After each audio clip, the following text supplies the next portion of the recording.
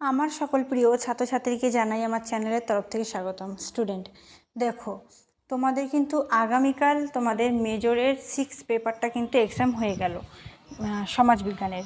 তো আজকে আমি আলোচনা করবো তোমাদের 7 পেপারটা নিয়ে, পেপার 7।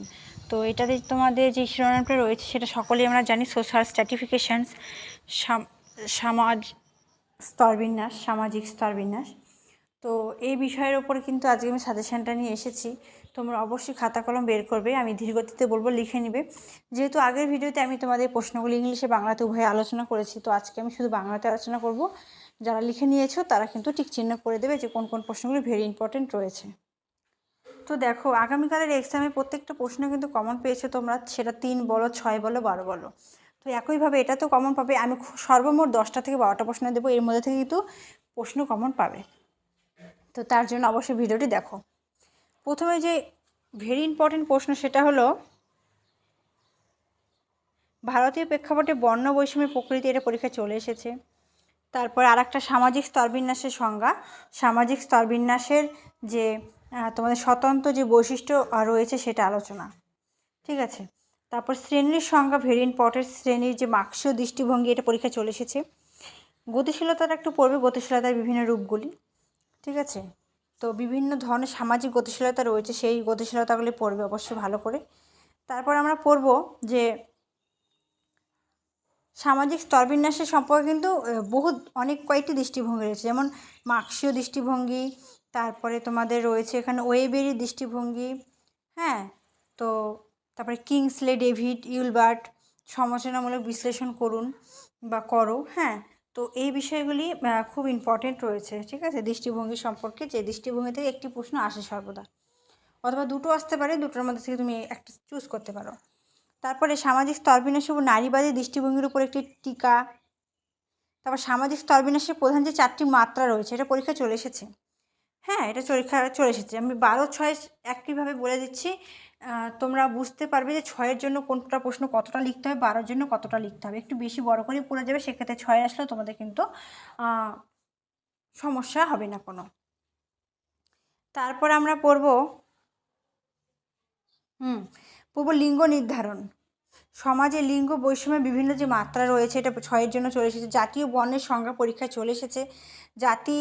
সামাজিক বৈষম্যের প্রকৃতি মাত্রা বললাম। নারীবাদী আন্দোলনের প্রতি রেডিক্যাল দৃষ্টিভঙ্গি পরীক্ষায় চলে এসেছে, অথবা নারীবাদী আন্দোলন অথবা রেডিক্যাল, এই দুটোর মধ্যে একটি পরীক্ষায় আসবে গ্যারান্টি। তোমরা কিন্তু এটা পড়ে যাবে অবশ্যই, কেউ স্কিপ করবে না, একদমই না। এবার 3-এর জন্য যদি আমি আলোচনা করি, তাহলে সেক্ষেত্রে আমাকে বলতে হবে এই প্রশ্নগুলি, যে তোমাদের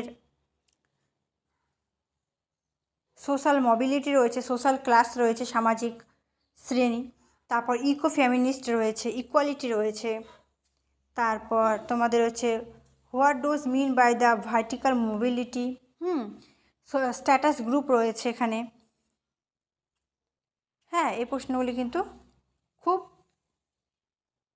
সোশ্যাল স্ট্যাটাস গ্রুপ, এগুলি খুবই ইম্পর্টেন্ট প্রশ্ন। এবং 12, 6টা যদি একটু ভালো করে পড়ো, সেখান থেকে প্রচুর ছোট প্রশ্ন পাবে। ছোট প্রশ্নের জন্য কিন্তু আমাদের প্রশ্নটা একটু বেশি, একটু বড় করেই পড়তে হয়, এটা সর্বদা কিন্তু মনে রাখবে। নারীবাদী আন্দোলনের মধ্যে তোমাদের উগ্র নারীবাদ রয়েছে, উদার নারীবাদ রয়েছে, সমাজতান্ত্রিক নারীবাদ রয়েছে, মার্ক্সবাদী নারীবাদ রয়েছে এবং পরিবেশ নারীবাদ রয়েছে। এগুলো কিন্তু একভাবেও আসতে পারে যে নারীবাদী আন্দোলন সম্পর্কে আলোচনা করে, সেক্ষেত্রে আমাদের কিন্তু এই 4টে নারীবাদী কিন্তু লিখতে হবে। যদি নির্দিষ্ট করে বলে, সেক্ষেত্রে র্যাডিক্যাল, উদার, উগ্র নারীবাদ আমাদের লিখতে হবে, হ্যাঁ। তারপরে রয়েছে তোমাদের সামাজিক গতিশীলতাটা বললাম, হ্যাঁ, সামাজিক গতিশীলতাটা আমি বললাম যে এরা কী কী পড়তে হচ্ছে।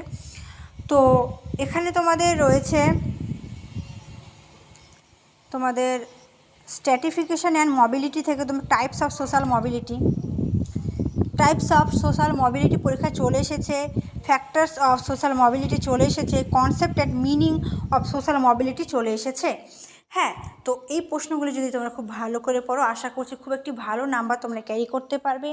এবং এই ভিডিওটি অবশ্যই তোমার সকল বন্ধুদের সাথে শেয়ার করে দেবে যাদের রয়েছে আগামীকাল exam, sociology paper 7। Thanks for watching. After all, thank you সকলকে।